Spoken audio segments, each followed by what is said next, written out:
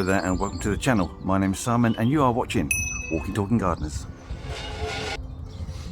And in this video I'm going to be talking about the 5 mistakes, just the 5 mistakes that you should avoid when growing lavenders. And of course the very best lavenders you can purchase are the English lavenders. Oh, say can you see? Mistake number 1.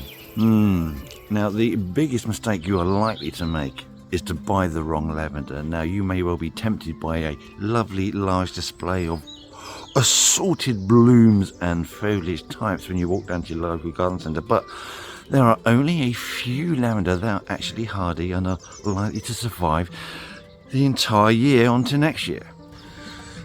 Now go back to last century when I used to work and run garden centres. It would be unusual for anyone to sell plants that were not hardy, and with regards to lavender there's been a tendency to start bringing in these more fancy varieties that really for the most of the country are unlikely to survive a winter because they are just not hardy enough. So the ones you're going to be looking for are the selected cultivars and species of angustifolia, which is your English lavender, and the hybrids of, which are the intermediate hybrids. Now if you stick to those, then you know they're going to be hardy. In fact, there are 13 varieties of intermedia and angustifolia which have received the award of garden merit. Now these have been trialled and have been shown to be tufted, vigorous, well-flowered plants. So if you stick with those, you know you're going to be doing well. The problem is that a lot of the European and North African suppliers can produce their lavenders, you know, like the Stoichus or the Dentata, for very, very good money, and the temptation for garden centres, which they succumb to constantly, is to sell you cheap produce that really won't last the distance. So it is not in your interest to buy these unless you're quite happy to pay out money for a plant that's going to last just the 1 year. Mistake number 2.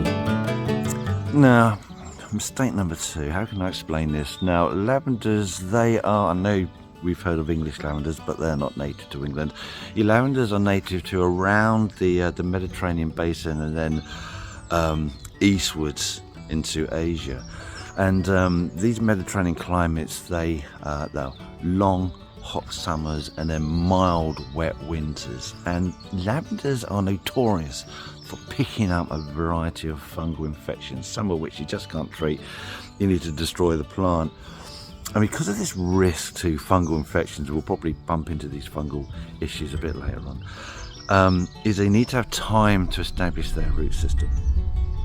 So if you're planting lavender, say end of summer, in the autumn or even early winter, there's a really good chance that these new plants can't establish their root systems properly, and you have the additional issues of cold, wet soils, and that increases the risk of fungal infection. So when it comes to planting lavender, the best time of year is springtime.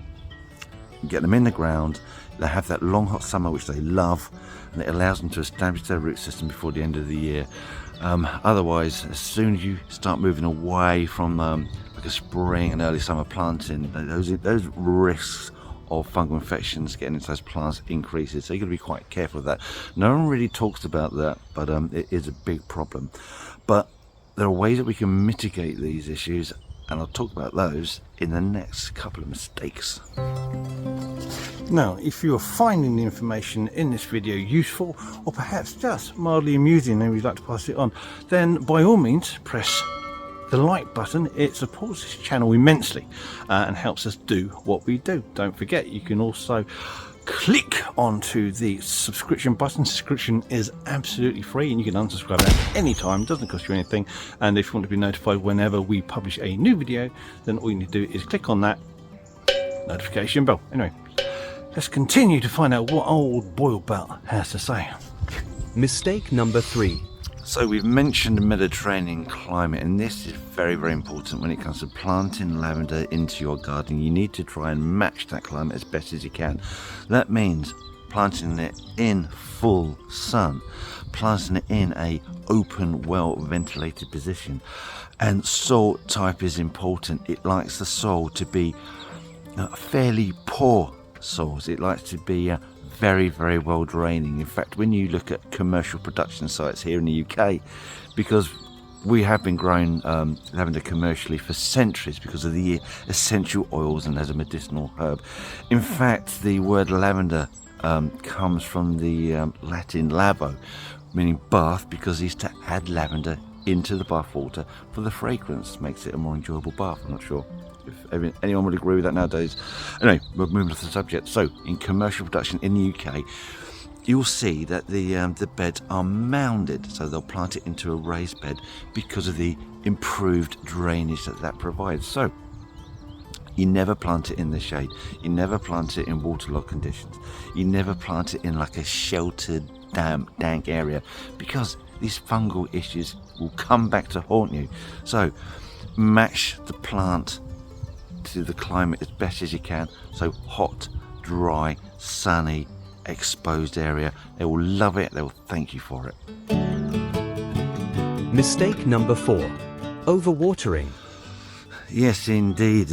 I mean, overwatering of lavender is not just one of the biggest killer of lavenders. It's also one of the biggest killers of all plants. Overwatering, because people just love to put more water on it because they think they're being kind and loving and helpful to your plant. Like I said before, lavenders are from Mediterranean climates, long hot summers. Now, you just need to be aware that if you are planting in the spring, you will need to give some additional watering to your plant while it establishes. But once it has established, you can stop that altogether, and in subsequent years you really won't need to have to water at all, despite what you think. They like it really, really hot. So I know with many of your plants, you'll pot them into the ground, you will give them some additional watering while they're established, and then maybe water during periods of drought. But lavender, you really want to cut that watering right down. Water it in when you plant it, but really, unless you've got a period of drought during that first year, then give it some additional watering, but on the whole, you don't give it the water. And especially, like I say, subsequent years, you just don't water it at all. You've got to have that plant dry over the summer period. Water it too much, like I say, those fungal infections, they will creep in and they'll take hold of your plant and you'll be dead. Mistake number 5. Prune at the right time.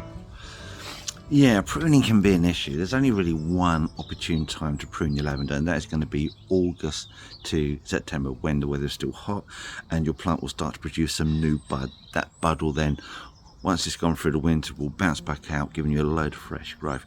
If you cut later than that, then the chances are you won't get any of that replacement bud, and then you'll have a pretty poor looking plant. And also, you don't want to cut into that old wood. It doesn't like producing fresh growth out of that new wood, so you're constantly keeping it within that year's growth of fresh growth, and at that time of year. So I know some gardeners, they will start doing a light trim in the spring as the new growth emerges then, and you can do, but really I'd hold that back and do a proper cut autumn, September. That's the time.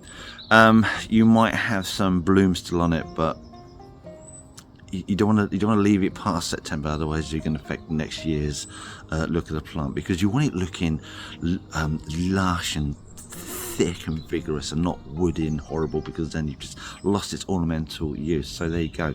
Pruning, there's only one time a year in my mind. I don't prune it in the spring. If you've done it in the summer, then you don't need to do it in the spring.